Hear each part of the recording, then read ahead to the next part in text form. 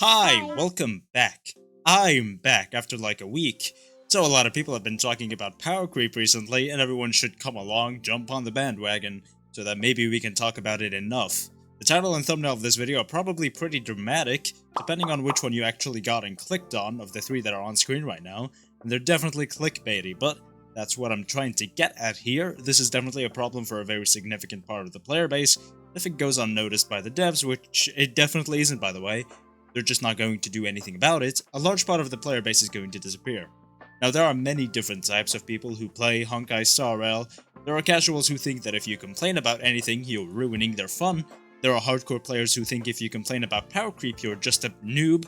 But then there are normal players who either don't care what other people think, or stand with those who actually complain about a business tactic. So in this video, for like the 10th time in my channel probably, we're going to be talking about HP inflation and power creep once more. Before we start, you should like, comment, and subscribe for more content like this in the future, and join the Express Rain Discord server for a fun community where you can find more discussions just like this one, and discussions completely different about other topics. Most importantly, you won't find anyone trying to hammer their opinions into you like some other communities of Star Rail players do. Now enough yapping, let's get onto it. So first things first, I'm pretty sure you already know what power creep and HP inflation are. Power creep is when an older unit is way outperformed by a newer unit, whether it is DPS or support, doesn't matter. HP inflation is when enemies in the endgame content have so much HP that older units can't beat the new content, and you need to pull the new units to beat the new content in a reasonable amount of time, and that the fight drags out for so long that they become boring as hell. These two are basically the only problems that I really complain about when it comes to Star Rail, because other than the story dragging out sometimes, these two issues are basically the only things wrong I see with Star Rail. Other players and content creators are obviously going to complain about other things, but from my point of view, these things are the only two problems that are reducing the amount of fun I have personally. Other problems definitely exist, but they're not ones I care about too much. I have made videos about other things people complain about, but they were from the point of view of the community rather than mine, because I don't see them as a huge problem and was just serving as a messenger, I guess. Now, I myself don't really see power creep as a very big issue either, because I really don't care about it. I will just build the new units and I'm going to keep having fun in the game. Other people see it as a problem though, and a very huge portion of the player base complains about it, so I'm going to talk about it a lot. However, I do see HP inflation as one of the biggest problems of all time. I absolutely despise HP inflation. Boss mechanics that are fun are incredibly important to me to enjoy the game. Now, things like the Dino boss and Aventurine boss in the Apocalyptic Shadow are some of the most fun I've ever had playing any game ever. I've played Dying Light 1, which is one of the best games of all time, especially in the zombie genre. I played Fortnite, Black Ops 2 and 3, Battlefield 1 and 2, Rainbow Six Siege, Minecraft, Ark Survival Evolved, and hundreds of other games, yet the most fun I've had was beating the dinos and Aventurine's asses in Apocalyptic Shadow over and over again with different teams. These two bosses were genuinely just fun. So when they want to put in effort, they can put in effort and make some very fun bosses. Most of the time though, they really either misunderstand what players actually think is fun, or they really just don't want to put in any effort. So to make bosses harder for older units, to make them only beatable in a reasonable amount of time for new units, they inflate HP by a shit ton instead of introducing a cool mechanic. The result is just a dragged out fight that is incredibly boring with the same attacks done by both the player and the boss over and over and over again, with no special gimmicks like the Dino boss that make you think where and what you want to attack, or Aventurine's die that incentivize you to think a little bit more as well. I beat Aventurine with Dakuron faster than I beat it with a straight up Acheron team, and faster than my friend did with his Feixiao, because a boss like that incentivized you to think outside the box and use units or teams you've never used together before. I used a mix of Acheron and Fugue and Linkshot to beat the Dino boss, but honestly I've used them to beat all the content in the game, so I can't really say that's a good thing about the Dino boss, it's just a good thing about Fugue because she's so damn fun.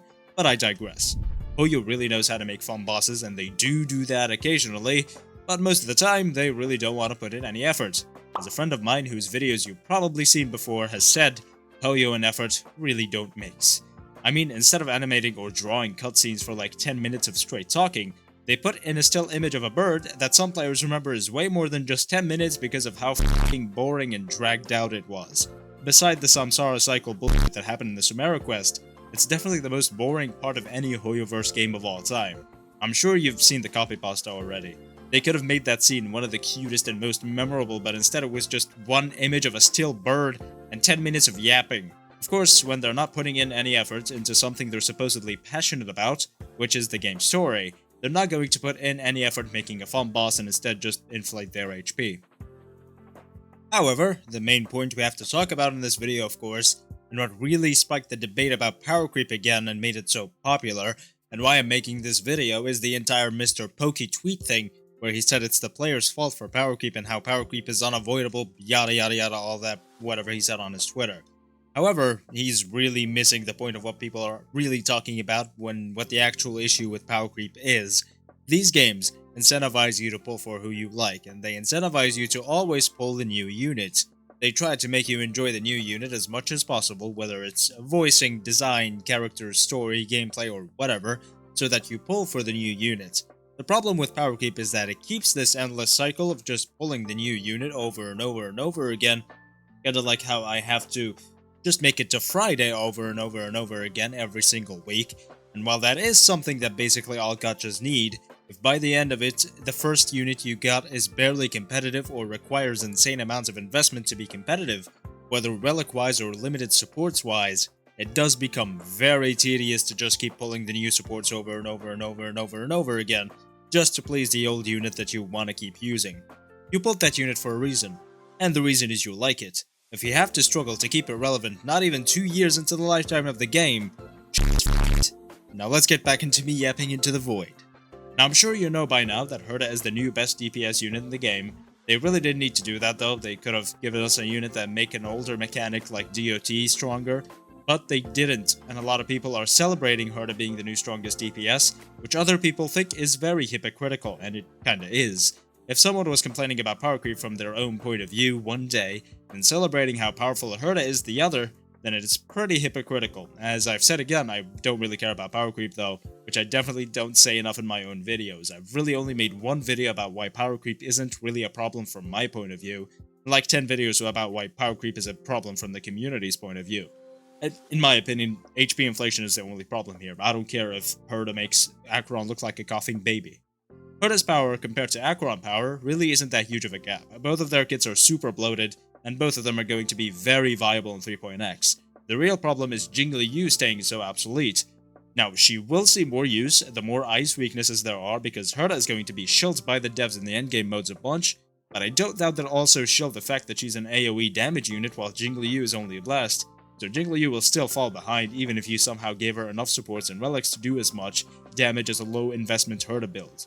I may not care about power creep, but I still see it as a problem when an E2S1 unit is just as strong, if not weaker, than a new E0S0 unit. You're going to have E2S1 Jingli Yu if you want your Jingli Yu to compare to an E0S0 Herta, which is insane. Your E6S1 Sparkle is worse than an E0S1 Sunday, which is also absolutely f***ing insane. It spits in the face of everyone who liked Sparkle so much they got her E6, and just tell them to spend money on the new unit instead.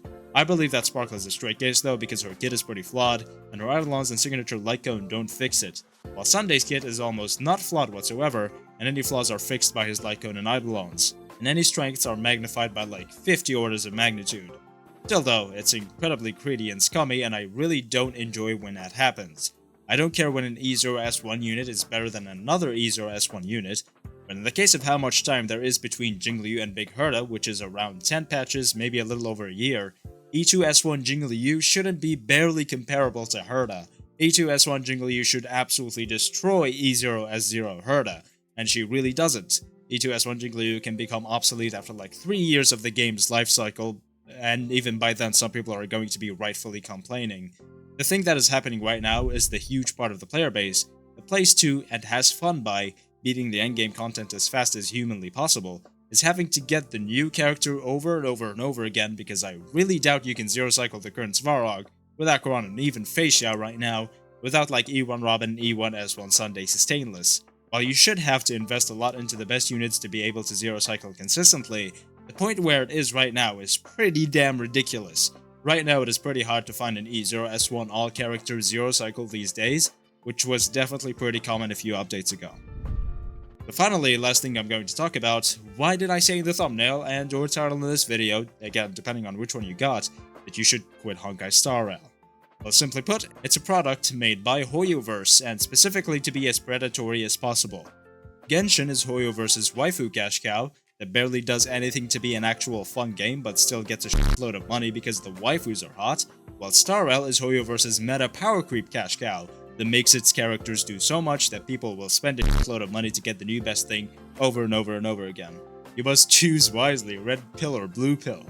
HI3 is dead and ZZZ is too early to tell what's going on. Either way though, they're all Hoyo products. Eventually something is going to prop up that the community hates and is going to start complaining about. No matter what happens, that thing is never going to be fixed. Genshin will stay disappointing with a lack of innovative updates, and Star Rail will stay disappointing with how much power creep and HP inflation there is in the game, no matter how much we complain. As we've mentioned before, Hoyo and effort really don't mix, they're like oil and water. 99 timelines out of 100, this is not going to be fixed. If you don't like power creep and HP inflation and don't see yourself having fun anymore in the future, then I really urge you to quit this game. There are other games where you can have fun without slaving away either farming for hours or working for hours in your real life job, only to go home and spend that gambling on 2D anime waifus. So if you're not having fun, genuinely just quit the game. Find another one that you're actually having fun with, and not something that you consider a chore. They're not going to fix this in 3.0, they're not going to fix it in 4.0, you don't owe Hoyo anything, you should probably go play Wuthering Waves instead. It's probably the best gacha game on the market right now when it comes to dev quality, honestly. I myself am really enjoying HSR still though, so I'll keep making videos on it. At least until another game that I like more captures my attention, like P5X. Now I just want to say in the end that I'm not just telling you to quit if you don't like power creep, that's obviously not the message here. The message is you should not play a game that you don't enjoy and that you feel is a chore because you keep having to pull the new unit. Basically, boycott Star Rail, and as I said, play Wuthering Waves. It's definitely the best of the top 4 gacha games right now. Kuro, sponsor me and I'll actually play your game. And that's it. Thank you so much for watching, and let me know your thoughts down below. Like and subscribe for more content like this in the future, and join the Express Run Discord server for a community filled with lovely people. Thank you again for watching, and I will see you next time.